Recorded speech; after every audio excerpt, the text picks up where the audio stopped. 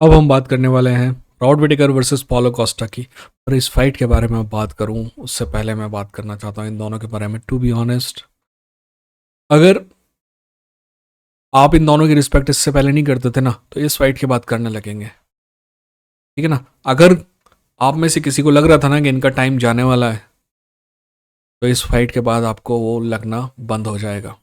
अगर आप में से किसी को लग रहा था ना कि ये दोनों टाइटल कंटेंडर नहीं हो सकते हैं, तो आपको लगने लग जाएगा कि आप गलत थे। ये दोनों का टाइटल कंटेंडर नहीं, ना सिर्फ ना हो सकते हैं बल्कि टाइटल कंटेंडर हैं। अगर आप में से किसी को गलत फहमी थी कि ये टॉप 4 फाइटर नहीं है मिडिल वेट में यूएफसी में, तो वो गलत फहमी भी दूर हो जाएगी। मेरा मानना है कि ये टॉप दोनों के दोनों डिजर्व करते हैं टॉप 4 में होने के लिए। चैंपियन और अभी जो चैंपियनशिप से हारा है, उसके अलावा अगर दो बेस्ट फाइटर हैं इस डिवीज़न में, चैंपियन से हारने वाला और इजराइल अदेसानिया। क्योंकि इजराइल अदेसानिया थोड़ा पहले हार गया, इसलिए मेरे को लगता है, मुझे याद ही नहीं रहता कि वो चैंपियन। मेरे को लगता है कि अभी इजराइल अदेसानिया टाइटल लूज किया, इसलिए मैं बोला।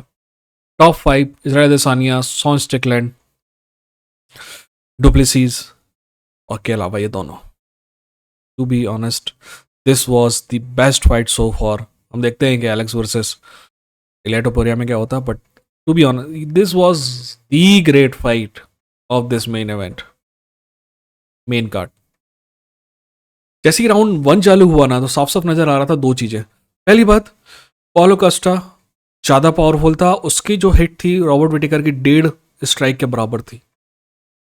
दूसरी बात, ये बात साफ समझ में आ रही थी कि रॉबर्ट विटेकर ज्यादा फास्ट है। ये बात भी ज्यादा समझ में आ रही थी कि रॉबर्ट विटेकर ज्यादा एक्यूरेट है। और पॉलो कस्टा जब कभी भी कनेक्ट कर रहा था ना, he was looking very dangerous. ऐसा लग रहा था कि लगातार अगर वो कनेक्ट करते रहेगा तो रॉबर्ट विटेकर दिक्कत में आ जाएगा। ठीक है, एक के बाद एक रॉबर्ट विटेकर की जो आदत, जो ब्लिट्स थी ना, वो काम कर रही थी, पर वो ब्लिट्स जो है पहले जैसे काम करना बंद कर दी। ब्लिट्स यानी कि रॉबर्ट विटेकर क्या है, मूव करता रहता और फिर आपकी रेंज में आके कॉम्बिनेशन मारता है। रॉबर्ट विटेकर को आप कभी भी नहीं देखेंगे एक शॉट मारते हुए। Robert Whittaker will always come to you with combination, left right left left left right.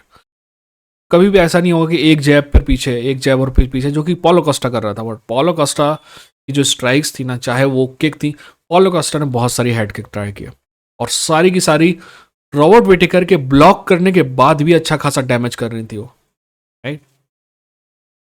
Paulo कस्टा ज़्यादा डैमेजिंग नजर आ रहा था, बट जब तक राउंड के आखिरी के 15 सेकंड तक साफ साफ नजर आ रहा था कि पॉलो कस्टा एक्चुअली ज़्यादा डैमेजिंग स्ट्राइक कर रहा है, बट जो वॉल्यूम है वो विन दे देगा रॉड विटेकर को। बट आखिरी के 15 सेकंड में स्पिनिंग हील किक मारी पॉलो कोस्टा ने ऑन इट कनेक्टेड।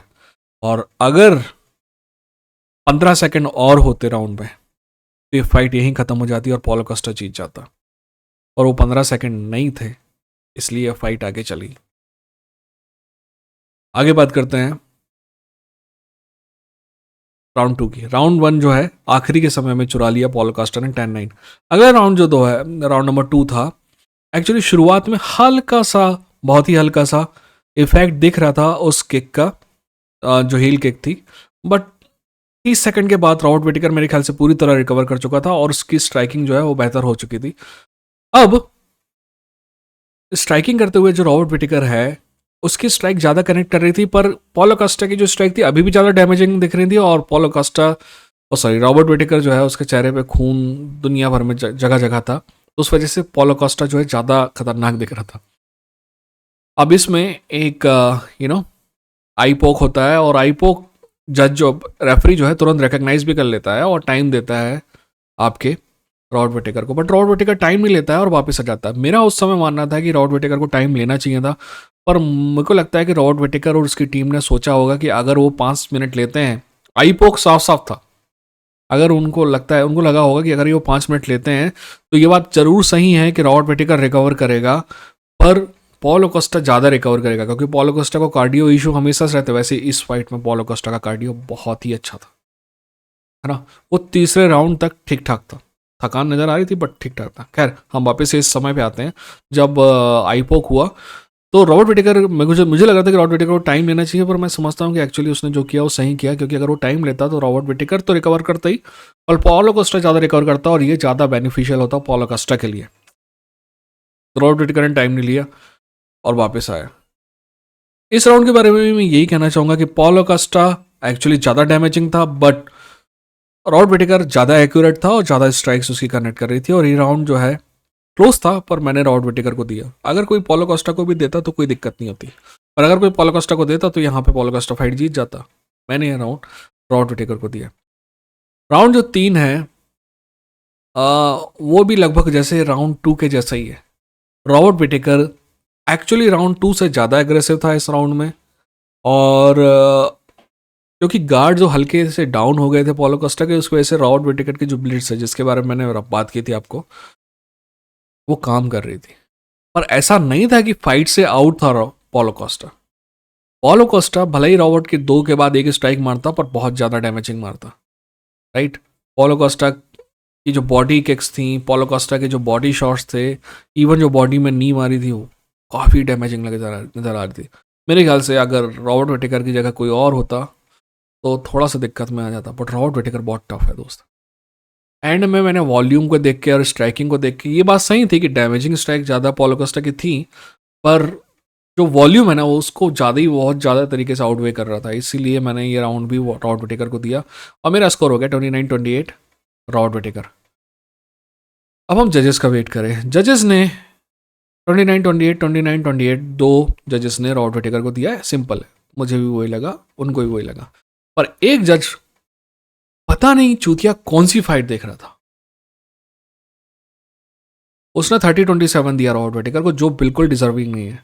पहला राउंड पॉलो कोस्टा से कोई ले नहीं सकता, क्योंकि वो जो स्ट्राइक थी लगभग फाइट खत्म हो गई थी।